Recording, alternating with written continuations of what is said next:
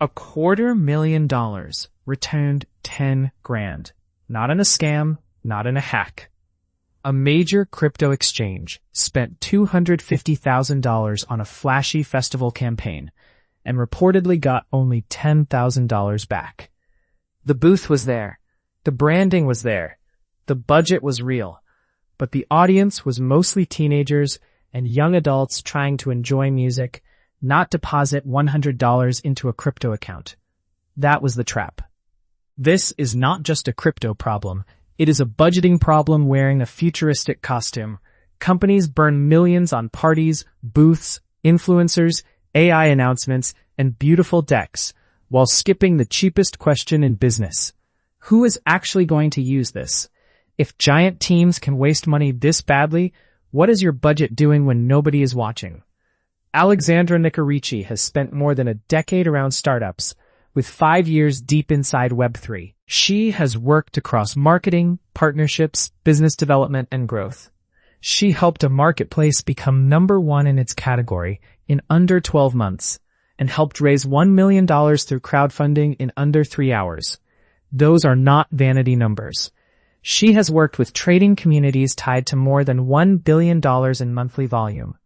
She also organized a Web3 marketing hackathon across 3 editions, 3 continents, more than 500 hackers, and a $35,000 prize pool. But her biggest message is painfully simple.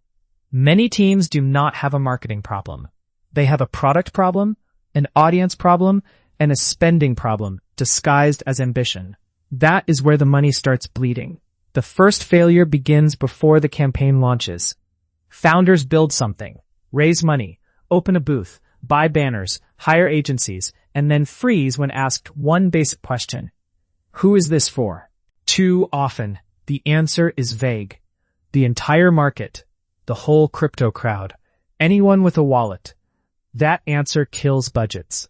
No household can budget for everything. No company can market to everyone. When the audience is unclear, every expense looks possible. A conference booth looks smart. A party looks strategic. A giant awareness campaign looks necessary. But if nobody knows why a specific person should care, the money has already started leaking. Noise is expensive. Alexandra saw startups spend $15,000 on marketing strategies from agencies only to receive documents that would become outdated within weeks. The market moved. The team never executed. The strategy became a file, not a system. That is the personal finance version of buying a budgeting app, setting it up once, and never checking it again. The same failure shows up at hackathons. Teams build clever tools. The idea sounds interesting. The demo looks polished.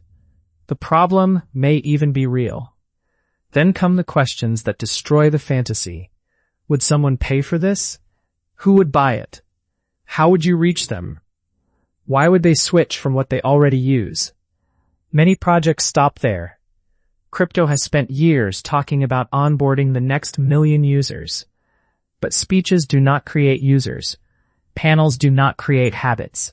A product people can understand, trust, and return to does. That is where the budget should begin. The second failure is confusing attention with progress.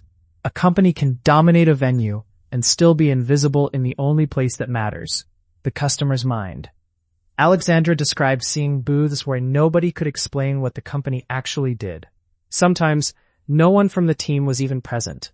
The logo was visible, but the message was missing. That is not marketing. That is decoration. It gets worse at parties.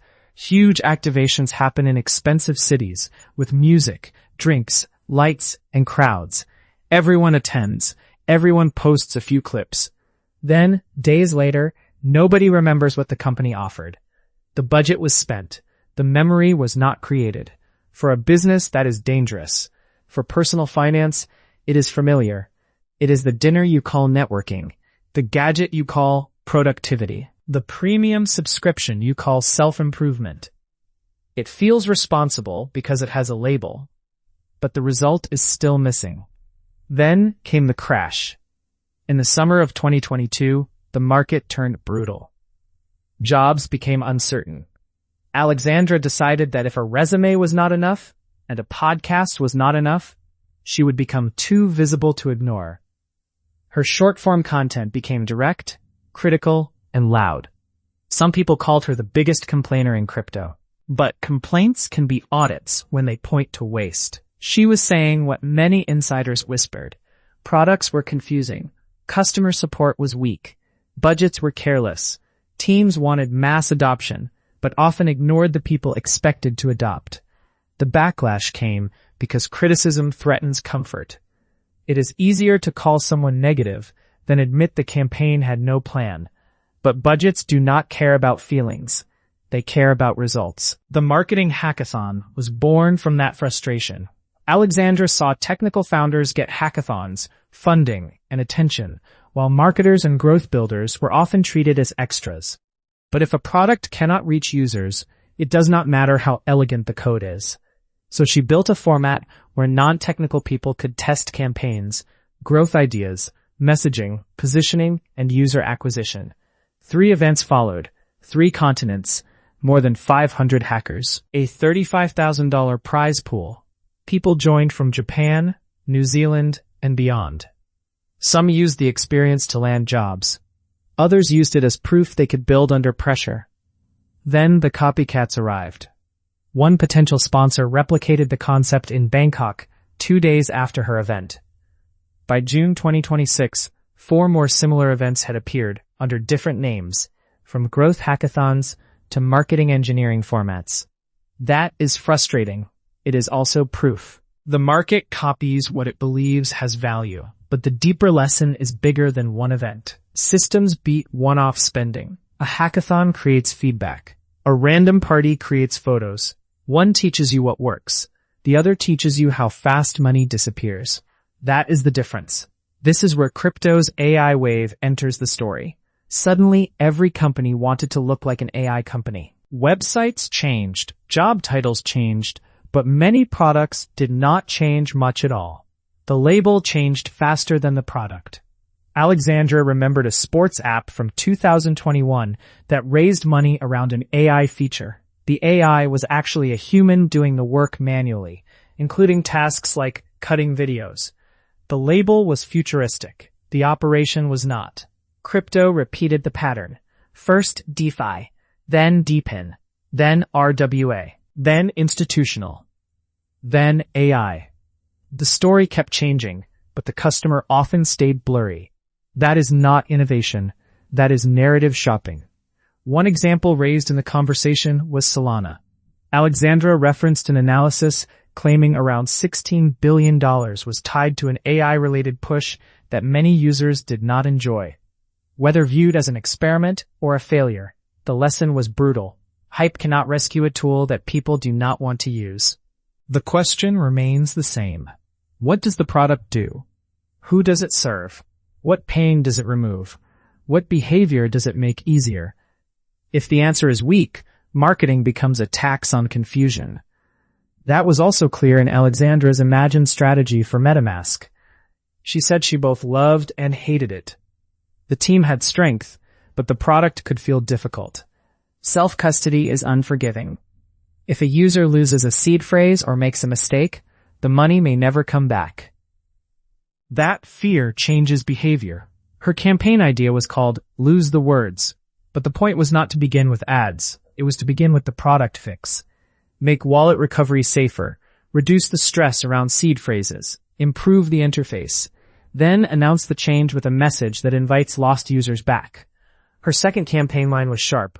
Come back, we fix the party. That is marketing after repair. She would use social content, creators, business development, and performance-based win-back campaigns. If the budget were only $10,000, she would spend carefully, test smaller channels, and track results instead of betting everything on one splash.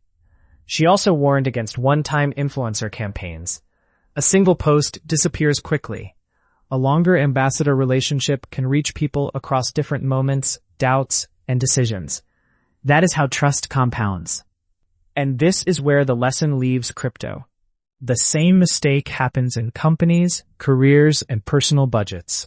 Spending is not strategy. Visibility is not trust. A big campaign is not proof of a working system. A founder can call a party community.